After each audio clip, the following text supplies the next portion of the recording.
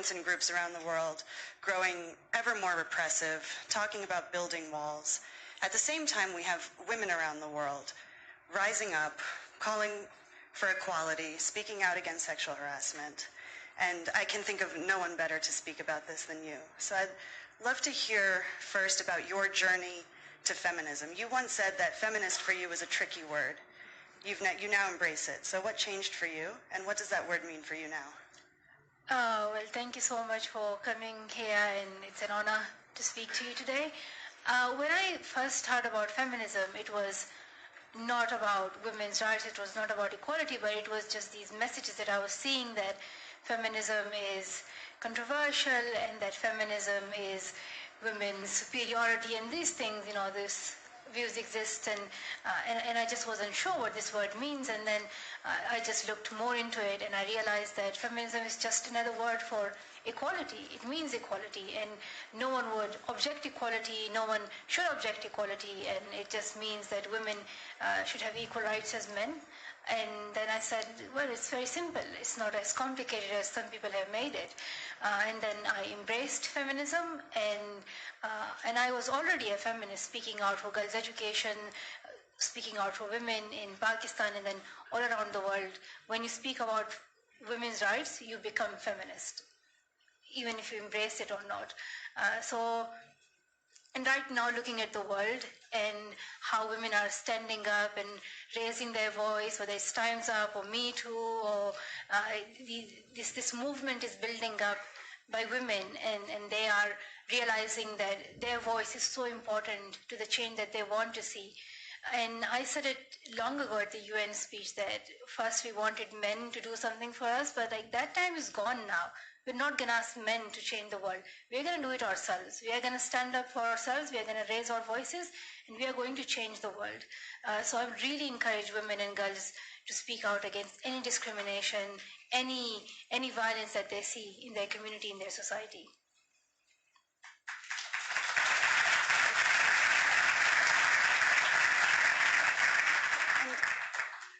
So you spend a lot of your time when you're not studying. You spend a lot of your time thinking about activism for girls' education. How has the Me Too movement and the Time's Up movement changed your thoughts about how you need to approach education for girls in particular? Education is really important, and it's about how we teach our children about the world, about equality, about human rights. And I think it's so important that our education gives the message of equality to every child.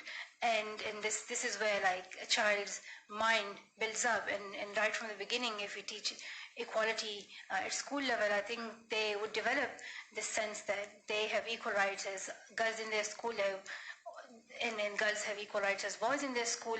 So I think education can play a key role in giving the message of equality. And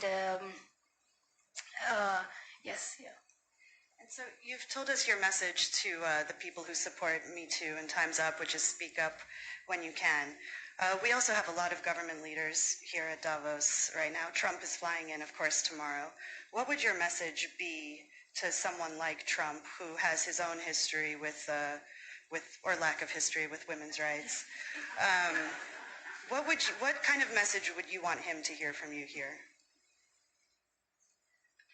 I just get so disappointed to see that people are at these high positions and they are openly, they talk against women, they do not accept women as equal, they harass women, and it's just shocking for a second to believe that this is actually happening. And I hope that women stand up and they speak out against it. And I hope that people who are involved in such shameful things, they think about their own daughters, their own mothers, and their own close female relatives. And just imagine for a second that can they let it happen to their daughters, to their sisters, to their mothers? And I don't think they would accept that. So I think they need to look at it from that perspective as well. But also, because I can't change a person, I'll try all my best to give advice, but I think it's a time for women to raise up their voice, so their voices are heard and their voices reaches those ears, and if their voices reaches those minds that still have those views that we are trying to fight against, and for a second we thought that they didn't exist, but they still exist. And this is a time where increasingly around the world, it seems like people feel more and more disconnected from their governments, that governments don't necessarily exist to take care of the people. How has that influenced your own life? Is that something that you have felt, and what do you feel the role of government should be in the kind of issues that we're talking about? So in terms of governments, what my focus has been is encouraging governments and trying to get them to invest in girls' education, because that's one way towards women empowerment. There are 130 million girls right now who cannot go to school. And if you talk about women's empowerment, their equality, if you talk about women participating in the economy, women becoming part of the labor force, women contributing to the whole development of a country, we have to invest in their education. So in terms of my work on education, I do try to do advocacy, try to reach to governments, like now I'm here at World Economic Forum, my message is always to encourage these governments as well as business groups to bring education, especially girls' education, to their top priorities and invest in girls. It's going to benefit the girls and the communities where they are living, but also contribute to the whole economy. And the benefits are unlimited, and we have to remind them this. I'd love to switch to activism. Like, what does an average day in your life look like? At Oxford, it's quite hard because you have to do like 2 or 3 essays a week, and it's challenging because I'm doing PPE, which is 3 different subjects: philosophy, politics, and economics. And every teacher would give you their work. So one would say, do the philosophy work, do the economics work, and you have to manage your time yourself. I think that's what university life is all about. Your time is with you, and here's the work that you have to do, here are the assignments, here's the extra activities that you want to get involved in. So it's just managing your time. And I missed 2 days of my university, and I'm just panicking a bit. How am I going to finish all the essays? But I hope that giving up these 2 days would help me to deliver the message of education for all those 130 million girls who are out of school. And we have to keep on fighting for this. If we remain silent, like, just imagine for a second, like, every day, how many girls do we lose? There is potential that we are losing, and I realize this more because I go and I visit refugee camps. I was recently in Lebanon, and I met Syrian refugee girls in a room, and I was asking all of those girls what their dream was, what they want to become in their future. And one girl said she wants to become an architect. And I asked why. And she said she wants to become an architect because when she was leaving her country, she saw that her country was destroyed and devastated. And on that day, she decided that one day she will come back and she will rebuild her country.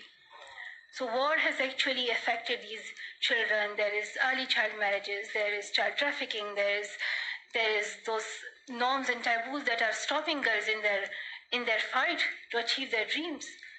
So I think about these girls every day, and then I say, okay, you have to do your own study, but also speak out for those girls, because I cannot imagine losing those girls. They are a resource for their community, for all of us. Just imagine, like, in this room, how many girls do we see here?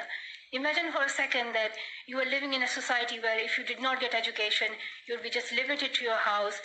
All your job was cooking, cleaning, taking care of children, and that's it. You'd never be able to have a voice, to speak out for yourself, to have rights. And I think that's something that many girls are facing right now, and we have to protect them as individuals, but also think about its benefits to each and every one of us. So you have devoted your life to living these experiences, and it's a noble cause, but one that I can imagine takes quite a deep psychological and emotional toll. So what do you do to keep yourself strong? And when you have one of these days where you just feel like you can't take this all on anymore, what do you tell yourself to keep going? Well, I know for sure that it is not one person's job to do this, and I know that I'm like I can't send all girls to school. It would be nearly impossible. But what I can do is I can send as many as possible. I can speak about for as many as possible, and what is under my potential, I will do that. I will do my job. But what I also try to do is to reach out to as many people as I can, whether they are from the business sector, from the government, from the NGO sector, to encourage them to invest in girls' education. And I think it's just reminding everyone that they can also have a role in this, whether it's media, whether it's business or governments, that they all can play a role in this, and it's a responsibility that we all should realize that we can all participate in this and we can all contribute to this.